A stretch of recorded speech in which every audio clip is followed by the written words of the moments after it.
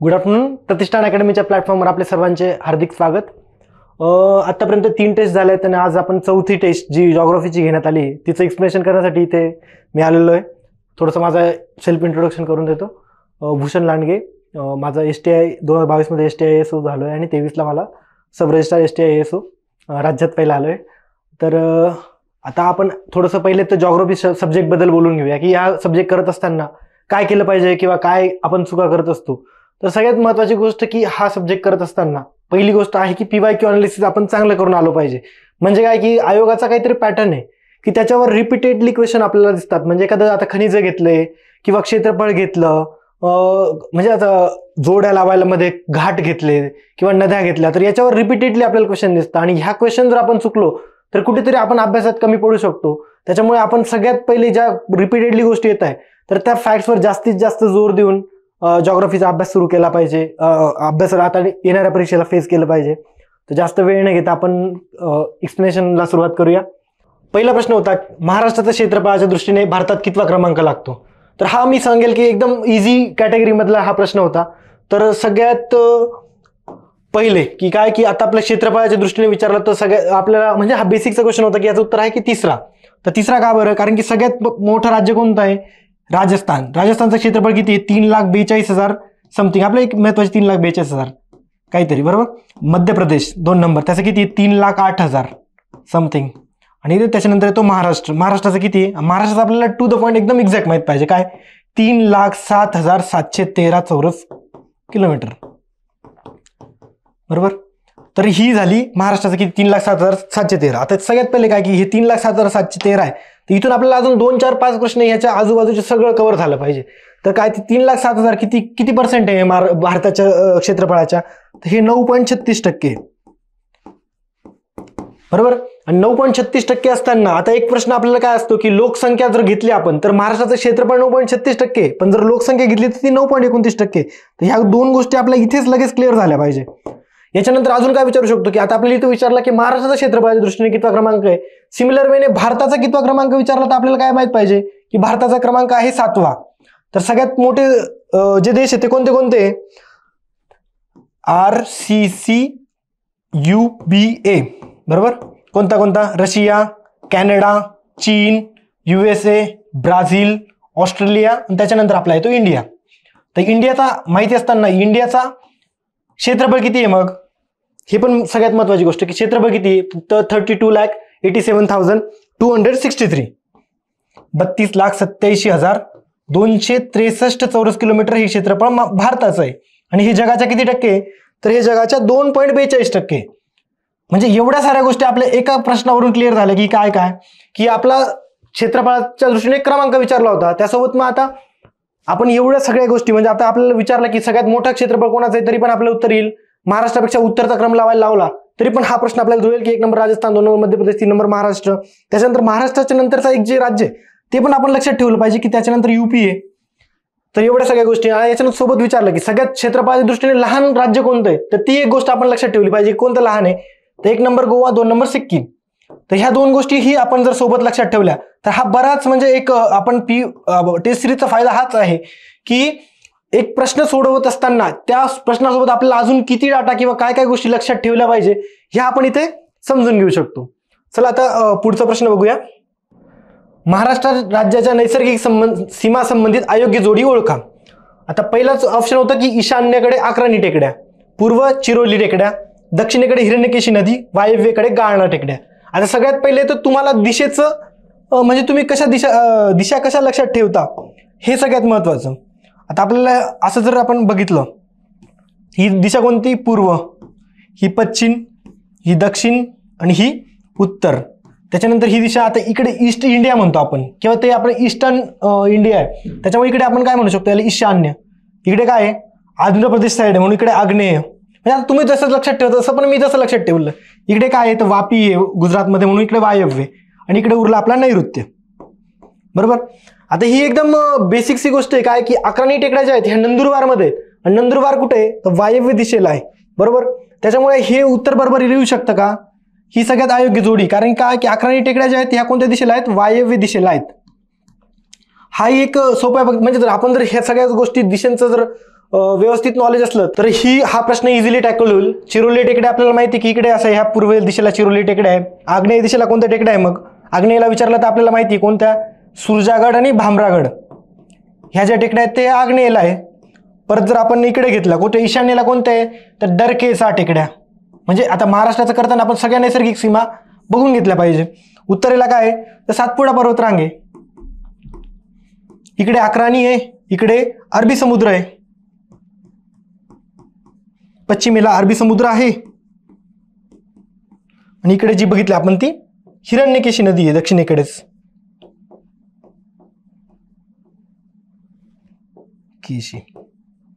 So अशा पद्धतीने आपण एक सगळं जे आपण म्हणतो डायरेक्शन तर ते क्लिअर झालं. तेच सोबतने ही कोणती झाली? नैसर्गिक सीमा झाली. ते जर आपण राज्यांवाईज सीमा असली तर ती ही गोष्ट आपल्याकडे लक्षात असली पाहिजे. ईशान्येकडे कोणतं राज्य आहे तर मध्य प्रदेश आहे आणि छत्तीसगड आहे. पूर्वेकडे कोणतं आहे? छत्तीसगड आहे. आग्नेयेकडे कोणतं आहे? तेलंगणा आहे. दक्षिणेकडे कोणतं आहे? कर्नाटक आहे. नैऋत्येकडे गोवा, इकडे काय आपला अरबी समुद्र. वायव्येकडे काय आहे? गुजरात किंवा आपण दादरा नगर हवेली, दीव दमण हे वायव्येकडे आणि उत्तरेकडे कोण आहे? मध्य प्रदेश. सो एका प्रश्नासोबत आपलं नैसर्गिक सीमा तर माहितीच होता, त्यासोबत कोणत्या राज्याला आपल्या महाराष्ट्राच्या सीमा लागलाय हाही आपला एक अँगलने ह्या इथून क्लिअर झाला. तर नेक्स्ट क्वेश्चन बघूया आपण.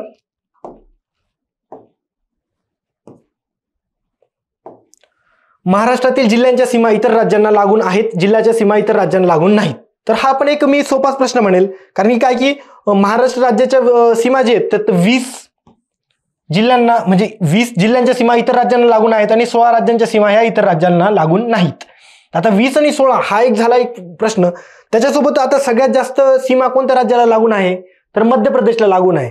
तर मध्य प्रदेश राज्याला सगळ्यात जास्त सीमा लागून आहे. मध्य प्रदेश सोबत किती राज्यांची सीमा लागून आहे? मग 8 राज्यांची सीमा मध्य प्रदेश सोबत आहे. कर्नाटक सोबत किती आहे? 7 राज्यांची आहे. गुजरात सोबत किती आहे? 4 राज्यांची आहे. तेलंगणा सोबत किती आहे? 4 राज्यांची आहे. त्याच्यानंतरून छत्तीसगड सोबत किती आहे? 2 राज्यांची आहे. आणि गोव्यासोबत किती आहे? 1 राज्याची आहे. आणि 1 केंद्रशासित प्रदेशाची ही सीमा आपल्या भारत म्हणजे महाराष्ट्र राज्याला असते. ती कोणती? दादरा नगर हवेली आणि दीव दमण.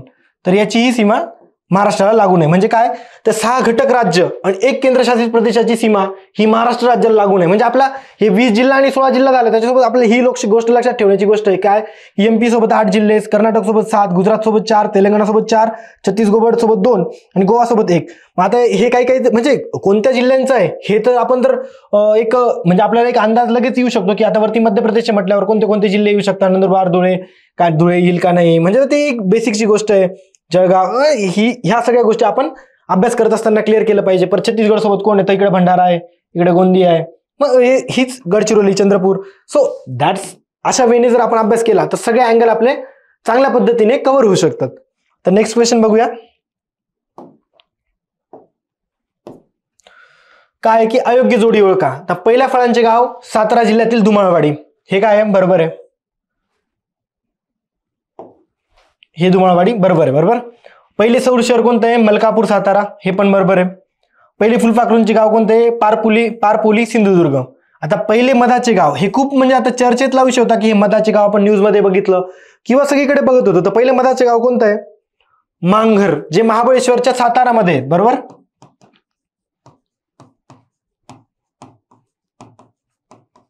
त्याच्यामुळे हे उत्तर येणार का? ते येणार नाही. इथे काय म्हटलं होतं? जकातवाडी. आता हे जकातवाडी चर्चेत कसं काय राहिलंय तर हे पहिले कवितेचे गाव म्हणजे ज्याच्या प्रत्येक घराच्या भिंतींवर कविता लिहिण्याचा असा काहीतरी तो इनिशिएटिव्ह होता आणि त्या रिस्पेक्टमध्ये कवितेचं गाव म्हणून ह्या गावाला ओळख भेटणार होती. त्याच्यामुळे हे इथं पहिले मधाचे गाव चुकीचं आहे. ते कोण आहे? मांगर आहे, महाबळेश्वर मधलं सातारामध्ये जे आपलं आहे तर ते इथे आहे. सो हे पहिले मधाचे गाव कोणतं होतं? 3 नंबर उत्तर आहे याचा. पुढचा प्रश्न बघूया. माथेरान रेल्वे नेरळ ते माथेरान दरम्यानचे डॅश किलोमीटर अंतर सुमारे 2 तास 20 मिनिटांमध्ये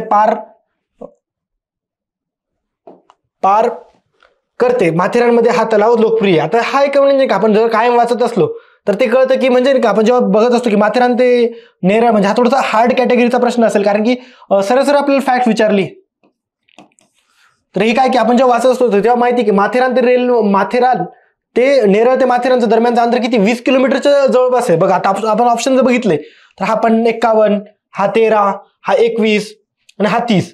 तर 20 किलोमीटरच्या जवळपास हे ऑप्शन दिसतंय. याच्यावरूनही आपण उत्तर देऊ शकतो. हा चार्लोट लेक सगळ्यांना माहिती असणं हे अपेक्षित नव्हतं, पण मग ह्या 20 वरूनही आपल्याला ह्या प्रश्नाचं उत्तर येऊ शकत होतं.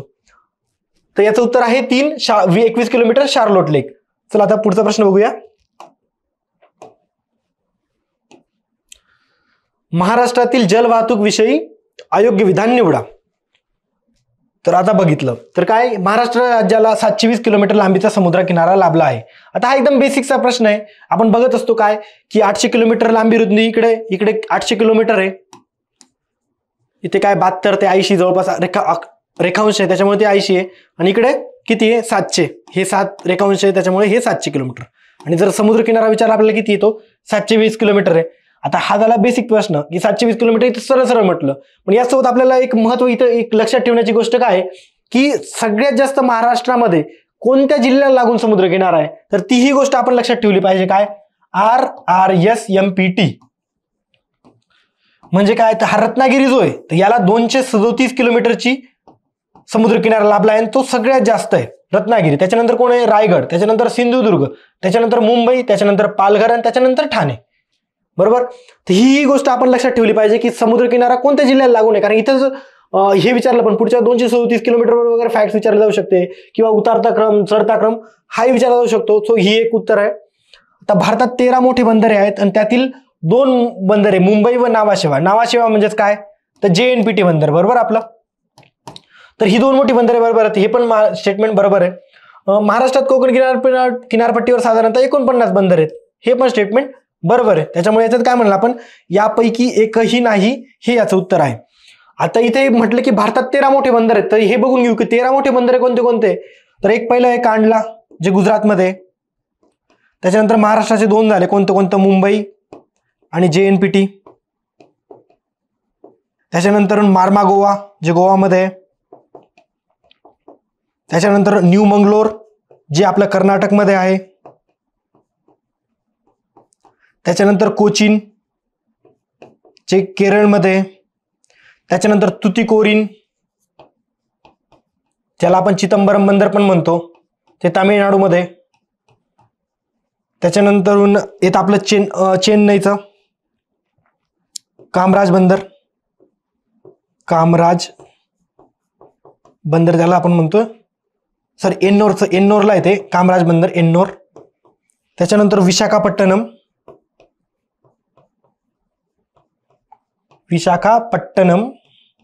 त्याच्यानंतर येतं पॅराद्वीप जे ओडिसामध्ये. त्याच्यानंतर येतं हल्दिया. त्याच्यानंतर येतं पोर्ट ब्लेअर. बरोबर. किती झाले, 1 2 3 4 5 6 7 8 9 10 11 12 आणि एक चेन्नई.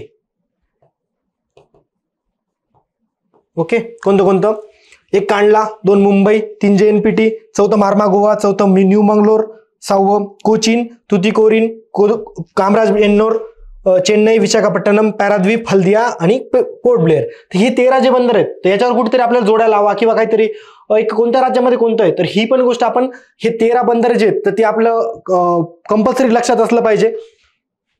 तर याचं उत्तर होतं यापैकी एकही नाही. पुढचा प्रश्न बघूया.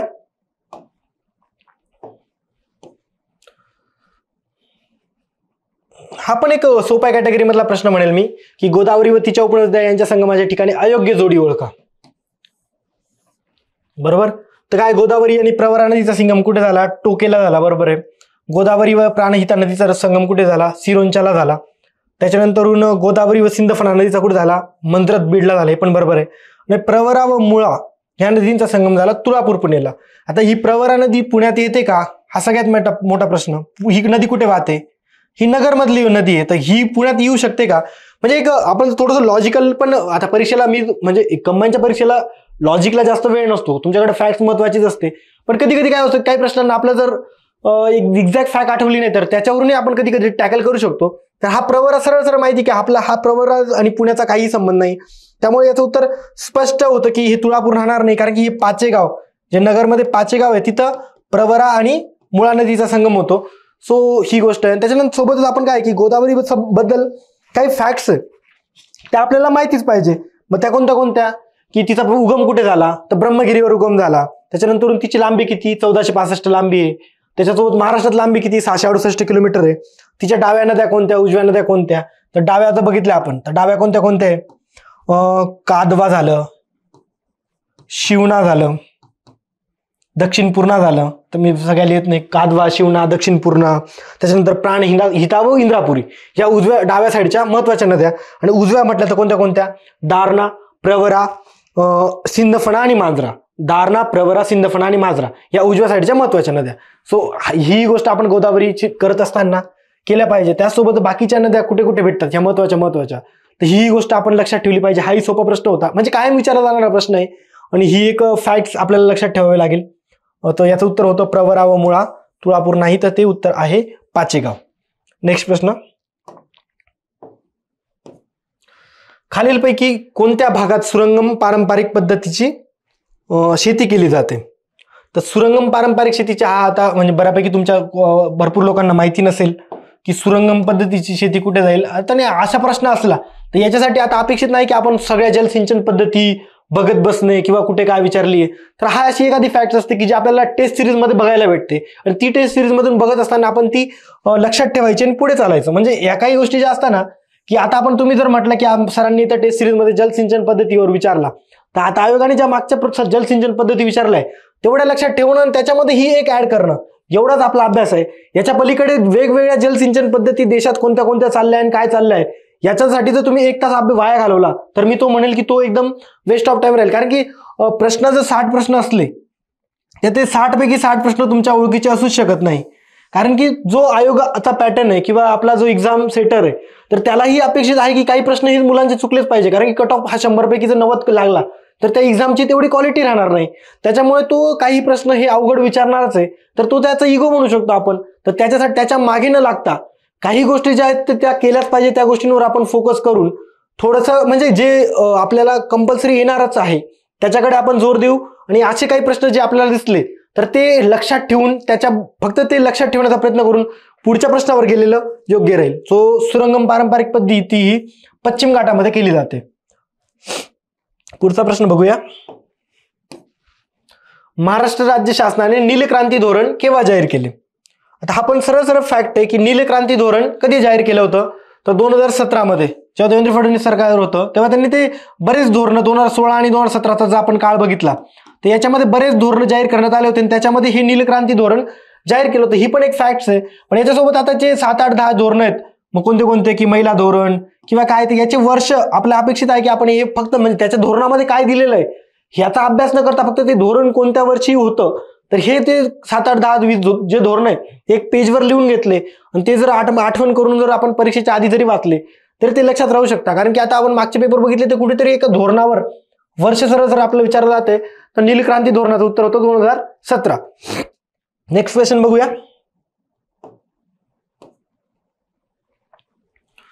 महाराष्ट्र राज्यातील पांडव लेणी, चांभार लेणी, जैन लेणी, अंकाईची लेणी, मसरूळ लेणी या प्रमुख लेण्या कोणत्या जिल्ह्यात आहेत.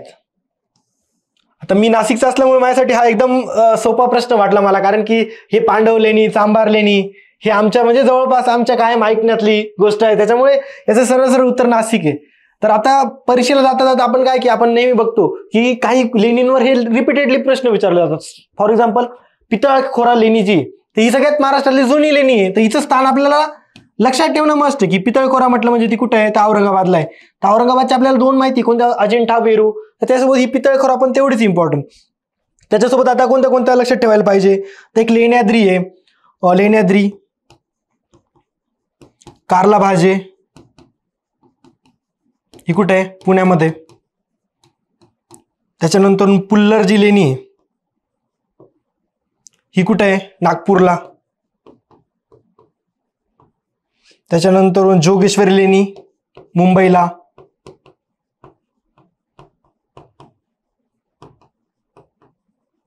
त्याच्यानंतर शिऊर लेणी जी नांदेडला आहे, शिऊर. त्याच्यानंतर आहे कान्हेरी, जी मुंबई उपनगरमध्ये आहे.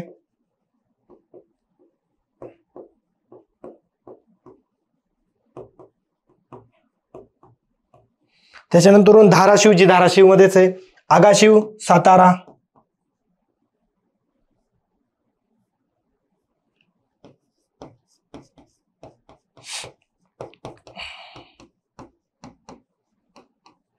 त्याच्यानंतर खरवसा, लातूर.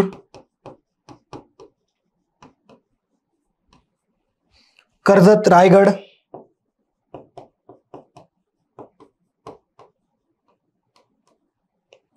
घटोत्कोच, नाशिक. ही थोडंसं कन्फ्यूज झालो मी, नाशिकलाच आहे की एकदा व्हेरीफाय करा. घटोत्कोच लेणी जी आहे ती. त्याच्यानंतर घारापुरी, रायगड.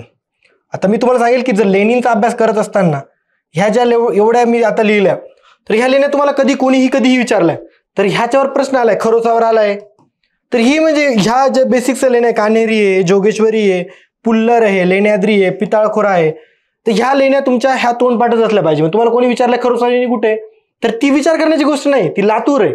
मग तुम्ही ही गोष्ट फॅक्ट म्हणून लक्षात ठेवलीच पाहिजे, मी असं सांगेल. कारण की आपला जो कंबाईनचा पेपर आहे, मी परत भरपूर वेळा सांगतो की 85 प्रश्न हे सरळ फॅक्ट्स असतात.